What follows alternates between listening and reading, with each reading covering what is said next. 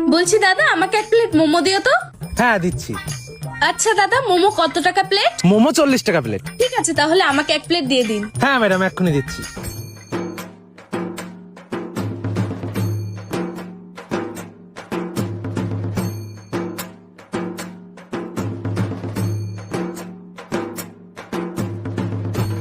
এই নিন ম্যাডাম।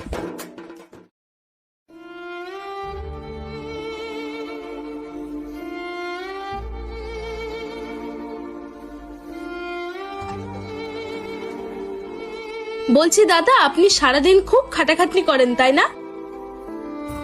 হ্যাঁ, অনেক খাটাখাটনি হয়ে গেছে। এই যে এখনো পর্যন্ত খাওয়াই তো হয়নি। আপনি সারাদিন কিচ্ছু খাননি তাই না?